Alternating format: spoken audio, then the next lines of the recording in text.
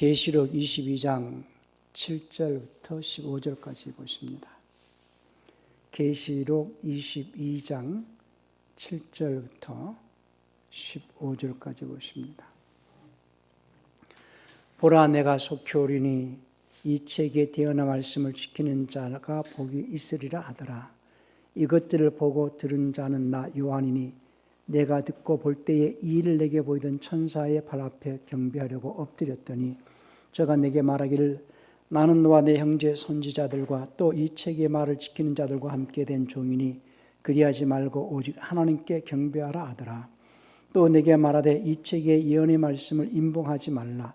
때가 가까우니라. 불의를 하는 자는 그대로 불의를 하고 더러운 자는 그대로 더럽고 의로운 자는 그대로 의를 행하고 거룩한 자는 그대로 거룩되게 하라. 보라, 내가 속히 오리니 내가 줄 보상이 내게 있어 각 사람에게 그의 일한 대로 갚아주리라. 나는 알파와 오메가요 처음과 나중이요 시작과 끝이라. 그 명령들을 행하는 자들은 복이 있으니 이는 저희가 생명나무에 나아가며 문들을 통하여 성에 들어갈 권세를 얻으려 함이로다. 개들과 술객들과 행음자들과 살인자들과 우상숭배자들과 및 거짓말을 좋아하며 지어내는 자마다 성 밖에 있으리라. 아멘.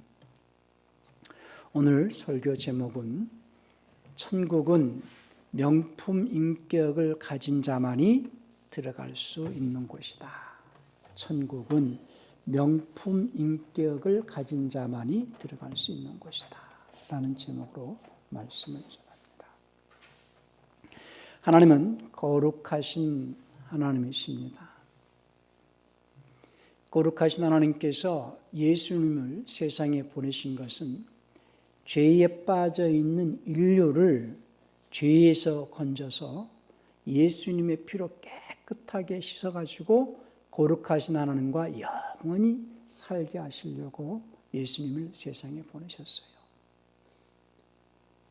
그래서 하나님과 함께 하실 때는 하나님이신 말씀님, 그 말씀께서 우리에게 생명을 주시기 위하여서 오셨기 때문에 생명의 말씀님 이런 표현을 씁니다.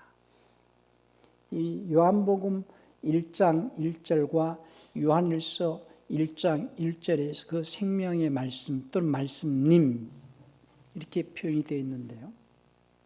그 요한일서 1장 1절에서 태초부터 계셨고 우리가 들었으며 우리의 눈으로 보았고 주목하여 살폈으며 우리 손으로 직접 만졌던 생명의 말씀님에 관해서 할 때 그 생명의 말씀에 관해서 할 때예요. 그 말씀은 곧 말씀님에 관해서 예수님은 하나님과 함께 하실 때는 그분은 하나님이시고 그때 그분은 말씀님으로 계셨는데 그 말씀님께서 사람으로 오시기 위하여서 이제 아브라함의 씨를 입고 사람으로 오셨죠.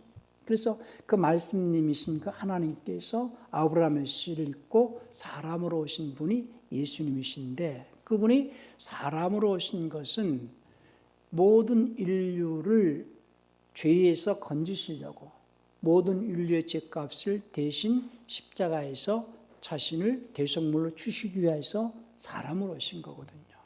그래서 예수님께서 십자가에서 죽으심으로써 모든 인류는 원죄에서 건진받았다는 거예요.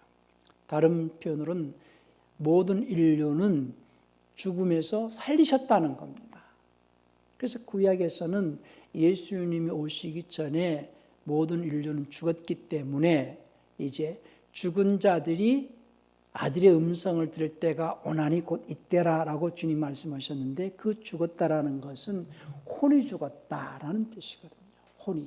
혼이 죽은 상태는 마귀의 속성을 가지고 더러운 어떤 그 마음, 더러운 생각들, 그 악한 그런 그 생각들을 가지고 있었을 때를 죽었다 이렇게 말하는데 그 죽은 혼을 살리시기 위하여서 다른 말로는 죄에서 건지시기 위하여서 예수님께서 십자가에서 죽으셨다 그래서 예수님이 2000년 전에 십자가에 죽으심으로써 모든 인류는 죄에서 건진받았다. 예수님을 믿는 자든 예수님을 믿지 않는 자든 모든 인류는 원죄에서 건짐을 받았다라는 것이죠.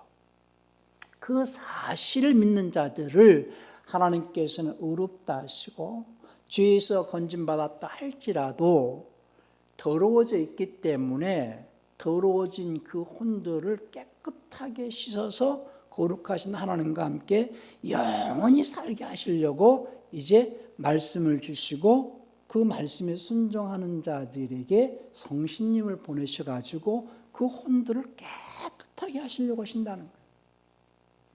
그러나 많은 사람들이 예수님이 세상에 오신 구세주이신 것을 믿지 않고 믿는다 할지라도 믿기만 할 뿐이지 그 혼이 깨끗하게 씻겨지기 위하여서 말씀에 순종하면서 성령의 이끌림을 받지 않는다면은 예수님께서 십자가에서 죽으신 그 공로와 그 효력은 아무 의미가 없다는 거죠. 예수님께서 십자가에 죽으신 것은 우리를 죄에서 건지시려고 죽으셨다. 그냥 단순히 건지시기 위한 것이 목적이 아니고 건짐받은 자들을 이제 말씀으로 깨끗하게 하시고 성령으로 거듭나게 하셔가지고 하나님과 함께 영원히 살게 하시려고 하시는데 이제 그 말씀으로 우리를 깨끗하게 한다라는 것은 그 혼, 다른 말로는 인격이죠. 그 인격을 깨끗하게 하시려고 하신다 할 때 그 인격을 하나님의 성품으로 변화를 시키시려고 하신다는 거예요. 하나님의 속성과 하나님의 성품으로 변화를 시키신다. 그래서 그 인격을 다른 말로는 이제 지정의, 혼을 다른 말로는 인격이라 말하고 인격이 가지고 있는 기능은 생각과 마음과 정신, 지정의인데 그 생각을 깨끗하게 하고 마음을 깨끗하게 하고 정말 하나님의 정신으로 거룩하게 하시려고 하신다는 거예요. 그걸 다른 말로 깨끗하게 한다. 혼을 깨끗하게 한다. 그런데 그 혼을 깨끗하게 하는 것은 예수의 피로 깨끗하게 한다. 원죄 문제는 예수님이 십자가에서 해결해 주셨지만은 이 혼이 가지고 있는 마음과 생각 속에 더러워져 있는 이 혼이 가지고 있는 이 죄는 예수의 피로 깨끗하게 씻기 위하여서 말씀을 주시는 거거든요. 그래서 우리가 늘 그 말씀을 은혜의 말씀, 생명의 말씀 또는 믿음의 말씀 이렇게 표현을 하는데 그 말씀이 왜 은혜의 말씀이냐? 값없이 주시기 때문이에요. 값없이. 우리가 오늘도 예배에 참석을 하는 것은 은혜를 받으려고 참석을 했는데 은혜를 받는다라는 것은 그 생명의 말씀, 믿음의 말씀을 값없이 받고자 나오는 것이거든요. 은혜라 하면은 어떤 사람들은 자기가 위로가 되고 나 대신 목사님을 통하여서 하나님께서 말씀하실 때에 내가 박 집사 내가 하고 싶은 말을 못했는데 이제 목사님을 통하여서 하나님께서 그냥 들으라고 막 이렇게 뭔가 책망하는 말씀을 들을 때 은혜 받았다 이렇게 생각할 수도 있겠지만 그런 은혜가 아니고 그게 은혜가 아니고 은혜라 하면은 내 힘으로 내 노력으로 내 능력으로 도무지 얻을 수 없는 것을 값없이 받는 것이거든요. 그래서 우리가 예배에 은혜를 받고자 나왔으니 그 은혜라 함은 하나님의 그 생명의 말씀을 값없이 받고자 나왔다는 얘기예요. 그 은혜의 말씀을 우리 마음에 받아가지고 그 말씀에 순종함으로써 성령께서 이제 우리의 마음을 변화를 시키신다는 거죠. 그래서 우리의 마음이 마귀의 속성을 가지고 있던 우리의 마음이 하나님의 마음, 곧 예수님의 마음을 품으면서 하나님께 더 가까이 하기 위해서 우리가 예배에 참석하는 거거든요. 그러니까 너희는 이 마음을 품으라 곧 그리스도 예수의 마음이니 은혜의 그 말씀, 믿음의 말씀, 생명의 말씀은 예수님의 마음을 담고 있는 말씀이거든요. 사람은 그 사람의 마음과 그 사람의 생각을 말로 표현하잖아요. 그 말 속에는 그 사람의 마음이 담겨 있고 생각이 담겨 있기 때문에 자기의 생각을 표현할 때 또 자기의 마음을 표현할 때에 말을 통하여서 표현하거든요. 그러니까 하나님의 말씀은 하나님의 생각과 하나님의 마음을 담아서 이렇게 표현되어지는 것이 하나님의 말씀이니 그 말씀을 내가 마음으로 받는다라고 할 때는 하나님의 말씀 안에 담겨져 있는 하나님의 마음 또는 하나님의 생각들을 내가 마음으로 받아가지고 내 마음이 하나님의 생각으로 바뀌어지고 하나님의 마음으로 바꿔지게 하려고 말씀을 이렇게 받는 거거든요. 그래서 그 말씀에는 하나님의 마음이 담겨 있고 하나님의 마음이 담겨져 있는 그 말씀을 예수님이 우리에게 전해주셨는데 예수님도 똑같이 그 말씀을 받아가지고 우리에게 주셨기 때문에 예수님 안에 있는 그 마음은 하나님 아버지의 마음이요. 하나님 아버지의 마음을 담고 있는 예수님의 마음이 또 우리 마음에 들어와 가지고 예수님의 마음을 품고 우리가 살아갈 때에 하나님의 마음과 일치가 될 수 있고 하나님의 생각과 사이드 이식에서는 코드가 맞아가지고 그분과 함께 할 수 있다는 거예요. 그래서 빌립보 2장 5절에서 너희는 이 마음을 품으라 곧 예수 그리스도의 마음이니 하면서 그분은 하나님과 함께 하실 때는 하나님이시지만 자기를 지극히 낮춰 육체로 오셔가지고 자기를 겸손히 정형체로 오셨다는 거예요. 자, 우리 빌립보서 2장 5절부터 8절까지 한번 볼까요? 빌립보서 2장 5절부터 보십시다. 너희 안에 이 마음을 품으라 곧 그리스도 예수의 마음이니 그는 근본 하나님의 본체시나 하나님과 동등됨을 취할 것으로 여기지 아니하시고 오히려 자기를 비워 종의 형체를 가져 사람들과 같이 되었고 사람의 방식으로 나타나셨음에 그러니까는 자기를 낮추시고 죽기까지 복종하시고 십자가에 죽으심이라 할 때요. 6절에서는 원래 근본 하나님의 본체시나 이렇게 했는데 하나님의 폼이셨다는 거야. 폼, 하나님의 폼. 다른 말로는 틀이거든요. 그리고 이제 그 8절에서는 사람의 모양으로 할 때는 이 패션. 그분이 하나님의 폼을 가지고 계신 분이 사람으로 오셔가지고 할 때는 사람의 어떤 패션, 사람의 어떤 그 모습으로 오셨다는 거예요. 패션. 우리 옷을 입을 때에 겉모습 옷을 입을 때 패션 있잖아요. 그러니까 그분은 원래 하나님의 폼. 그러니까 하나님의 폼으로 계셨던 분이 사람의 패션을 입어가지고 오셨는데 그분이 그렇게 오신 것은 우리의 마음과 우리의 생각 속에 하나님의 폼을 탁 잡아주시려고 하신다는 거예요. 폼, 틀을 잡아주시려고. 우리 인격의 틀, 하나님의 틀은 곧 하나님의 속성과 성품을 가지고 있는 그 하나님의 틀을 가지고 계신 분인데 그 하나님의 틀이 다시 말해서 그 하나님의 신격의 틀이 우리 인격 안에서 우리의 마음과 생각 속에서 하나님의 신격의 틀이 딱 잡혀지도록 하게 하시려고 오셨다는 거예요. 그러니까 설교라는 것은 그 사람의 생각과 그 사람의 마음에 하나님의 생각의 틀을 딱 넣어주는 거거든요. 생각의 틀을 넣어주는 거예요. 그래서 그걸 다른 말로는 말씀의 틀을 이렇게 표현하는 거죠. 말씀의 틀.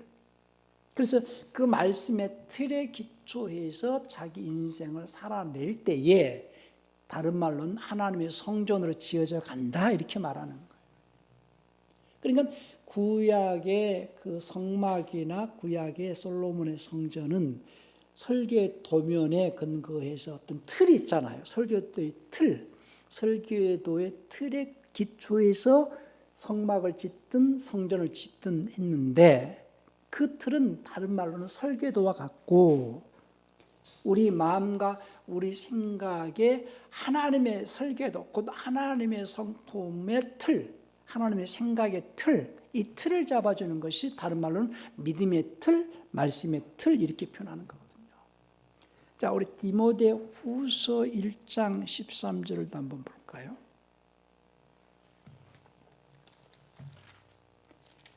디모데후서 1장 13절에서 이 개역성경은 그런 표현이 참 많이 죽어버렸는데요.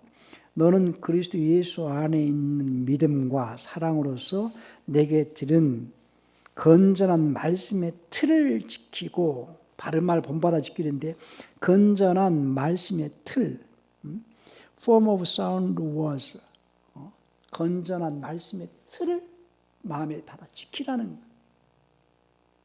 왜냐? 그 건전한 말씀의 틀을, 틀을 잡고 살아갈 때에 그 인격이 하나님의 성품으로 변화해져 간다는 거예요. 그래서 신의 성품에 참여한다, 하나님의 성품으로 바꿔져 간다, 그런 말을 하는 거죠. 우리 베드로후서 1장 4절도 한번 볼까요? 베드로후서 1장 4절. 이로써 그 보배롭고 지극히 큰 약속을 우리에게 주사 이 약속으로 말미암아 너희로 정욕을 인하여 세상에 썩을 것 피하여 하나님의 성품에 참여하는 자가 되게 하리 하셨으니. 그래서 믿음의 덕을 덕에, 지식을 지식에, 절제를 절제, 인내를 인내, 경건을 경건에, 형제 우애를 형제의 사랑을 공급하라. 이런 것이 너에게 있어 up적한즉 너희로 우리 주 예수 그리스도를 알게 게으르지 않고 열매 없는 자가 되지 않게 하려니와, 이렇게 말씀하시는 거거든요. 그러니까 우리가 하나님의 아들들로 열매 맺어 가기 위해서 먼저 잡아야 될 것이 그 말씀의 틀, 믿음의 틀. 그러니까 설교라는 것은 하나님의 말씀을 사람들의 마음과 생각에 넣어가지고 거기에서 하나님의 성품으로 변화해져 갈 수 있도록 말씀의 틀을 딱 잡게 해주는 거거든요. 그러니까 설교는 다른 말로 말씀을 잘 전하고 깨닫게 해서 자기의 생각을 설득당해서, 그러니까 하나님의 말씀에 설득을 시켜가지고 내 생각을 내려놓고 하나님의 생각을 받아들이게 하기 위해서 하는 게 설교거든요. 설득해서 가르치는 거잖아요. 하나님의 말씀을 잘 가르쳐가지고 그 말씀으로 설득을 해가지고 내 생각을 내려놓고 하나님의 생각을 받아들여가지고 하나님의 생각의 틀을 붙잡고 살아갈 때에 그 혼이 자기 생각, 더러워진 생각을 내려놓게 되고 거룩하신 하나님의 생각을 내가 받아들여가지고 이제 그 말씀을 쫓아서 행할 때에 성신님께서 그 인격을 하나님의 성품으로 변화해져 가게 하신다는 거예요. 그걸 갖다 성화라고 말하는 거죠. 그러니까 항상 그 마음이 깨끗할 때에, 그 깨끗한 마음, 그러니까 정직한 마음이죠. 다윗이 밧세바를 취해가지고 선지자 나단에서 책망을 들을 때에 기도했던 그 기도의 내용 가운데 하나가 하나님께서 내 마음을 깨끗하게 창조해 주시고 정직한 영을 새롭게 해주세요, 이런 기도를 했어요. 우리 시편 51편 10절 한번 볼까요? 시편 51편 10절에서 하나님이여 내 속에 깨끗한 마음을 창조하시고, 정한 마음 그렇게 있는데요, 깨끗한 마음을 창조하시고 내 안에 정직한 영을 새롭게 하소서. 나를 주 앞에 내어 쫓지 마시고 주의 성령을 내게서 거두지 마소서. 할 때에 개역성에는 성신 이렇게 했는데요, 킹제임스에서는 홀리 스피릿입니다. 킹제임스는 홀리 스피릿, 성령을 내게서 거두지 마시고. 구약에서 성령이라는 표현이 몇 군데 나오는데 아주 여기에서 성령이라는 표현이 나오거든요. 이사야에서 나오고 여기서 나오는데, 예수님께서 보내주시겠다고 하시는 그 성령은 홀리 스피릿이 아니고 홀리 고스트고, 우리가 이제 잘 아셔야 될 것이 기본적으로 교회에서는 성령 얘기 많이 하지만은 구약에서 역사하시는 대문자 영 또는 성령과 신약에서 예수님께서 영광 받으시고 난 이후에 하나님께로부터 받아 보혜사 성신 홀리 고스트는 삼위 중에 1위가 되신 하나님이시고, 지금 시편 51편 11절에서 주의 성령을 내게서 거두지 마소고 하실 때는 그 삼위 하나님께서 부르시는 거룩한 영을 성령이라고 하는 것이에요. 또 나중에 이제 그 삼위 하나님께서 그 어떻게 역사하시는가를 또 공부할 때가 있을 거고요. 그래서 거룩한 성령께서 내 마음에 늘 나를 감동하시게 하기 위하여서는 내 마음을 깨끗하게 해야 된다는 거예요. 내 깨끗한 마음으로 창조하시고 내 속에 깨끗한 마음을 창조하시고 정직한 영으로 새롭게 하소서. 그래서 신앙생활은 정직함부터 시작하거든요. 우리가 처음 예수님을 영접할 때에 고백하는 것이 나는 죄인입니다라는 고백으로부터 시작을 하지 않습니까? 그것은 죄인이라고 고백하는 것은 정직한 고백이거든요. 죄인이 죄인이라고 말하지 않거든요. 세상에서는 죄를 지어도 죄가 없다, 죄를 짓지 않았다 이렇게 말하죠. 그런데 그리스도인들은 처음에 하나님 앞에 나올 때 나는 죄인입니다라는 정직한 마음으로 시작을 했어요. 그 정직한 마음을 다른 말로 깨끗한 마음, 그 정직한 마음으로 깨끗한 마음으로 시작한 신앙생활이 그 정직함과 그 깨끗함을 계속 유지해 나가게 하기 위하여서 경건의 훈련, 자기를 절제시키고 인내하면서 자기의 생각을 내려놓고 하나님의 생각을 받아가지고 하나님의 생각, 거룩한 그 말씀, 거룩한 생각을 내가 유지해 나가기 위해서 힘쓰는 것이 경건의 훈련이거든요. 그 경건의 훈련을 통하여 가지고 내가 그 말씀에 순종을 하는 삶을 살아갈 때에 성신님께서 내 마음에 거룩한 영을 보내셔가지고 내 마음을 갖다가 거룩한 변화를 일으키게 하는 것이 성화, sanctification, 성화되어져 가지고 거룩의 열매가 맺어질 때에 거룩하신 하나님과 영원히 살 수 있는 영생에 들어간다는 거예요. 다른 말로는 그런 과정에서 열매가 되어졌을 때를 아주 하나님의 아들로서 훌륭한 하나님의 성품을 나타내고 보여줄 수 있는 하나님의 아들로서 들어갈 수 있다는 거죠. 그래서 세상 말로는 명품인격으로 되어져야지만이 거룩하신 하나님과 함께 할 수 있다는 거예요. 그러니까 인격이 신격으로 하나님의 성품을 나타내고 하나님의 속성을 나타낼 수 있는 하나님의 성품으로 변화해져 가는 것을 명품인격 이렇게 표현하고 싶은 겁니다. 그렇게 되지 않으면 아무도 하나님과 함께 할 수 없다. 그래서 오늘 설교 제목이 천국은 아무나 더러운 생각을 가지고 더러운 자들, 개들과 마술사들과 거짓말을 하는 그런 더러운 인격을 가진 자들은 들어갈 수 없다는 거예요. 오늘 계시록 15절에서 22장 15절에서 그렇게 말씀하죠. 개들과 22장 12절 개들과 마술사들과 행음자들과 살인자들과 우상 숭배자들과 및 거짓말을 좋아하며 지어내는 자마다 성 밖에 있으리라.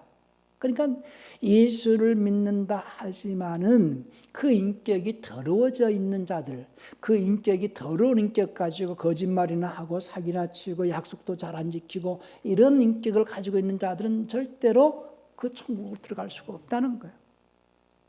그러니까 이제 22장 14절 그분의 명령들을 행하는 자들은 복이 있다. 개역성경에는 두루마기를 빠는 자들 이렇게 그냥 이상하게 번역을 해놨는데요. 다른 부분이 그런 부분이거든요. 개역성경과 킹제임스 차이가 22장 14절에서 그 두루마기를 빠는 자들은 복이 있으니 이렇게 됐는데요. 그 명령들을 지키는 자들은 복이 있다는 거예요. 이는 저희가 생명나무에 나가며 문들을 통하여 성에 들어갈 권세를 얻으려 함이로다. 그러니까 하나님의 그 말씀, 그 명령들을 지키는 자들이 생명 얻는 거예요.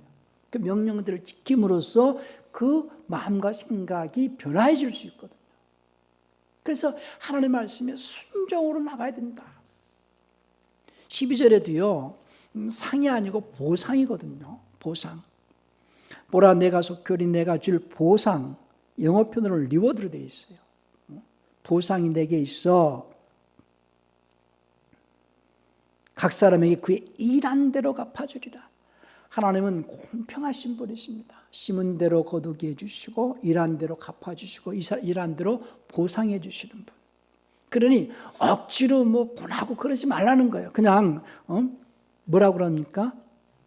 11절에서 불의를 하는 자는 그대로 불의를 하고 더러운 자는 그대로 더럽고 의로운 자는 그대로 의를 행하고 거룩한 자는 그대로 거룩되게 하라. 사람들은 하나님께서 억지로 시키고 그러시는 분이라고 착각을 하지만요, 그렇지 않아요. 그냥 두라는 거예요.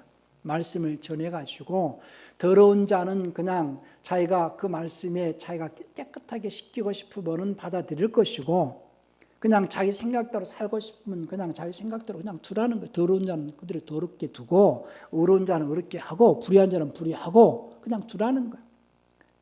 누구든지 그 말씀을 듣고 행하는 자가 복이 있고 그 말씀을 듣고 행하는 자들에게 하나님께서는 수고한 대로 심은 대로 갚아주시겠다는 거예요.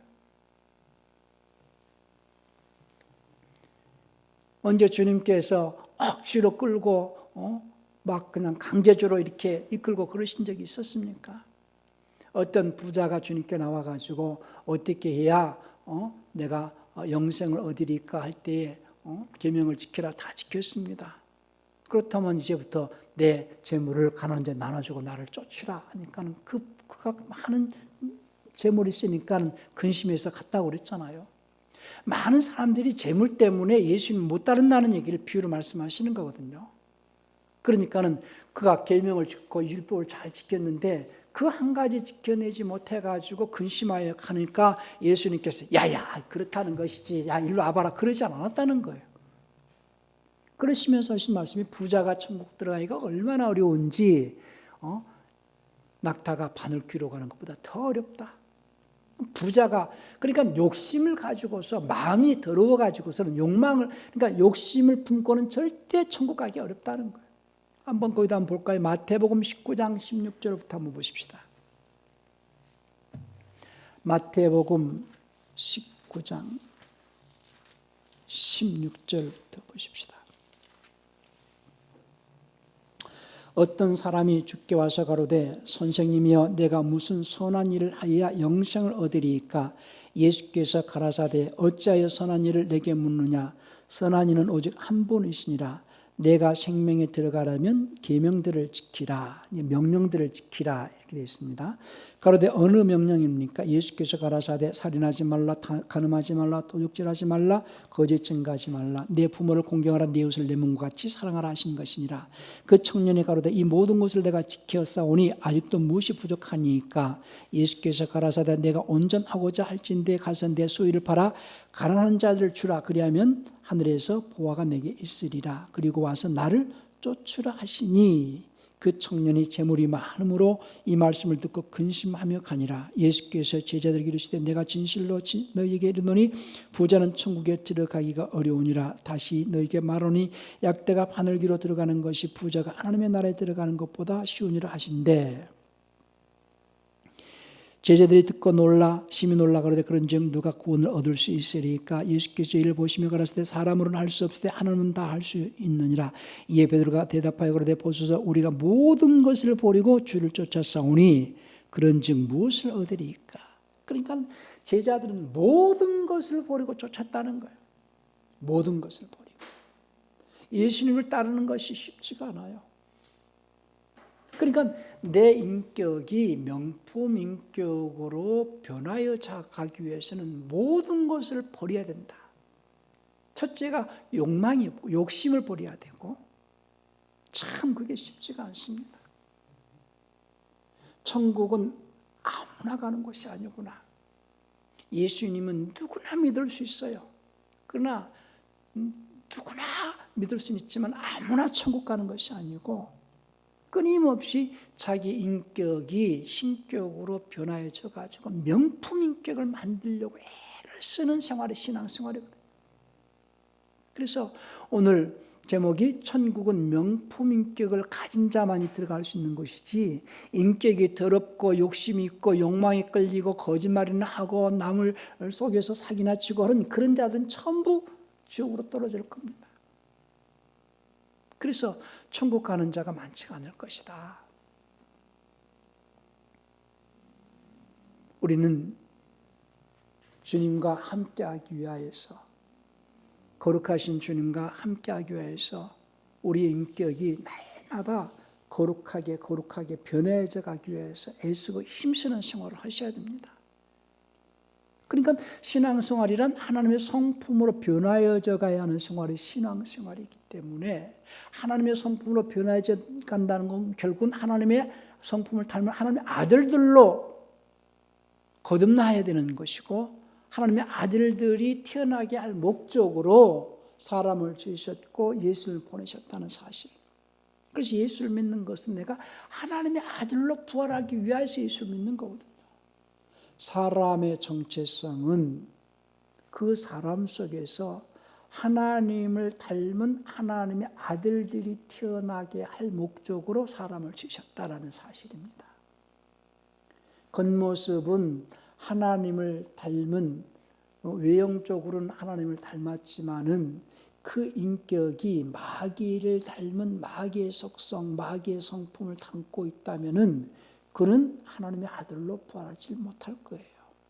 그래서 부활이라는 것은 하나님의 성품을 가지고 있는 자들이 그 인격이 형상화되어 딱 나오는 것이 부활이거든요.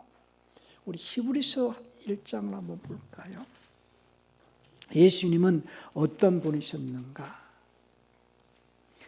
히브리서 1장 3절을 보면 이는 하나님의 영광의 광채시여, 자, 그 본체의 형상이시라. 거기서 그 본체의 형상이시라 이렇게 우리말로 했는데, 그 인격의 정확한 형상이시라. 영어 표현은 express image of his person 이렇게 되어 있거든요. 그 인격의 정확한 형상. 그러니까 인격이 예수님은 하나님의 인격을 하나님의 정확한 인격으로 형상화 딱 되어서 나온 것이 부활이거든요. 다시 말해서 하나님의 성품을 닮은 그 인격, 그 신격, 하나님의 인격에 형상화되어서 영의 몸을 딱 입고 나오는 것이 부활이다. 참 이런 얘기가 하기도 쉽지 않지만 듣기도 쉽지 않는 내용입니다. 쉬운 표현으로는 명품 인격이 되어야 된다. 하나님의 아들은 명품 인격이 되어야 된다. 세상 사람들은 세상에서 명품 가방 들고 다니고 명품 옷을 입고 다니고 명품 시계를 차고 다니면 자기 인격도 명품같이 보이는지는 모르겠지만은요, 중요한 것은 인격이 명품이 되어지지 않고 아무리 좋은 명품을 치장을 했다고 해도 그거는 큰 자랑거리가 될 수가 없다고 저는 생각을 해요. 그래서 우리의 자랑은 믿음이고, 그리스도인들의 최고의 자랑은 예수가 내 안에 계시다는 게 자랑이잖아요.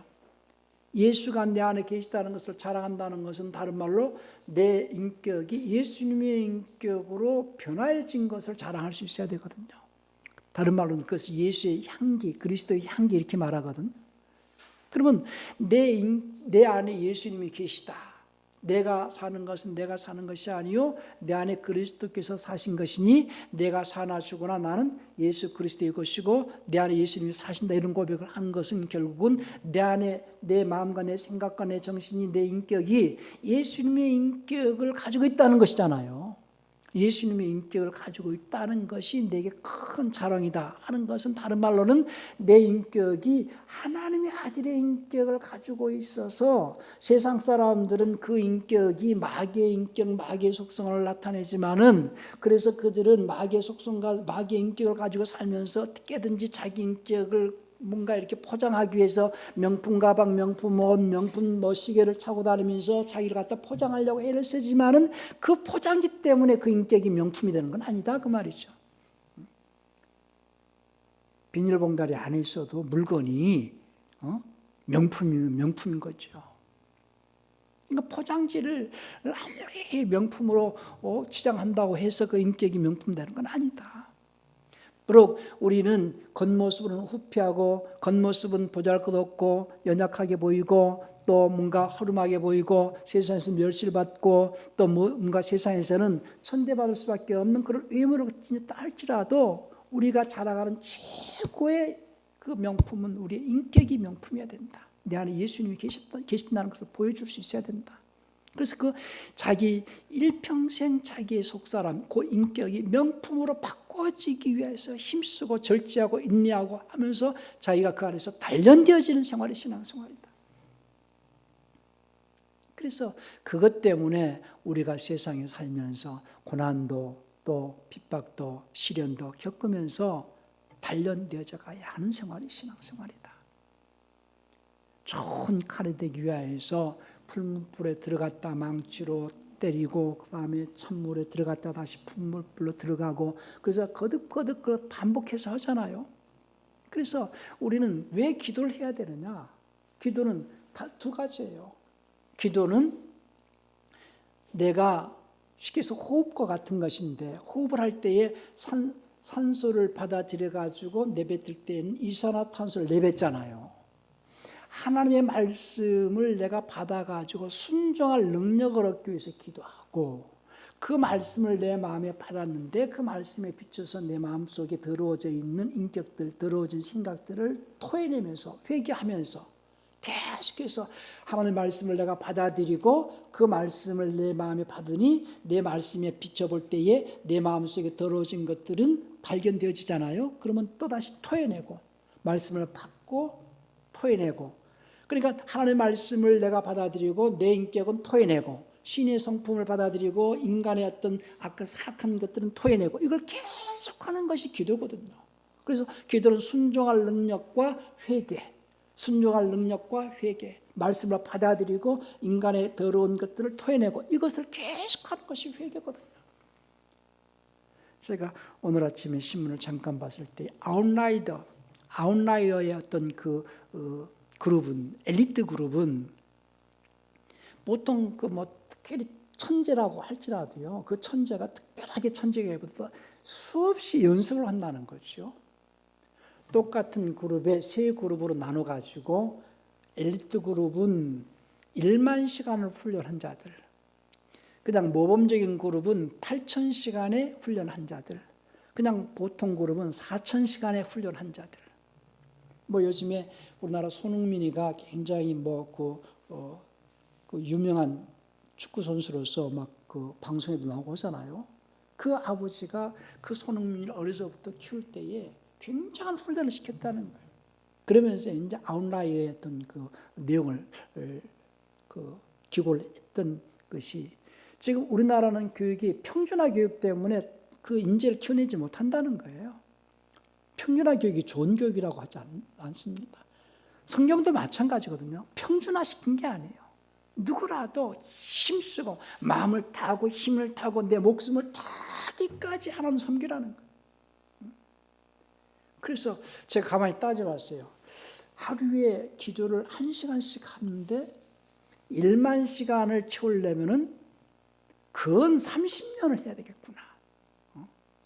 30년 가까이를 하루에 1시간씩 기도를 해서 30년 가까이 하면 1만 시간을 채울 수 있겠구나.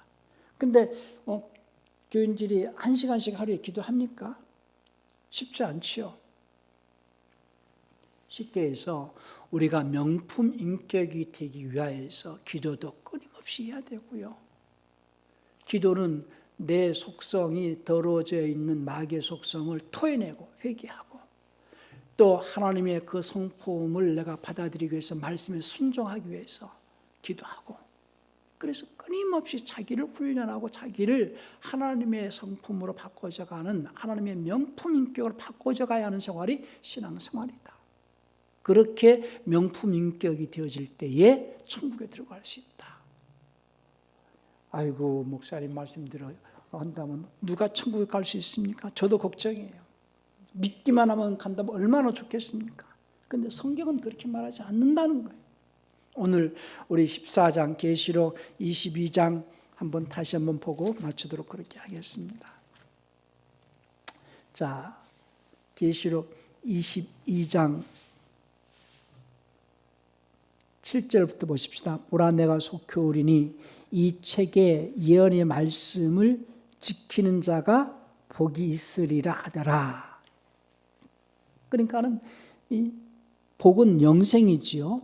이것들을 보고 들은 자는 나 요한이니 내가 듣고 볼 때 이 일을 내게 보이던 천사의 발 앞에 경배하려고 엎드렸더니 저가 내게 말하기를 나는 너와 내 형제 선지자들과 또 이 책의 말을 지키는 자들과 함께 된 종이니 그리하지 말고 오직 하나님께 경배하라 하더라.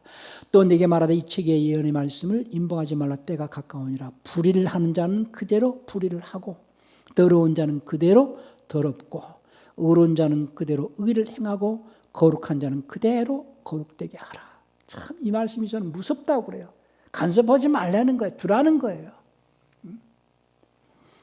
보라, 내가 속히 오리니 내가 줄 보상이 내게 있어. 기억성이 상으로 되어 있습니다. 영어표는 리워드예요. 보상이 내게 있어 각 사람에게 그의 일한 대로 갚아주리라. 그래서 사람 보고 일하지 말라는 거예요. 하나님께서 다 보상해 주시기 때문에 일한 대로 갚아주리라. 나는 알파 오메가의 처음과 나중의 시작과 끝이라. 그 명령들을 행하는 자들은 복이 있으니 이는 제가 생명나무에 나아가며 문들을 통하여 성에 들어갈 권세를 얻으려 함이로다. 개들과 술객들과 행음자들과 살인자들과 우상 숭배자들과 및 거짓말을 좋아하며 지어내는 자마다 성 밖에 있으리라. 그러면서 16절 17절까지 보십시다. 나 예수는 교회들 위하여 내 사자를 보내어 이것들을 너에게 증거하게 하였노라.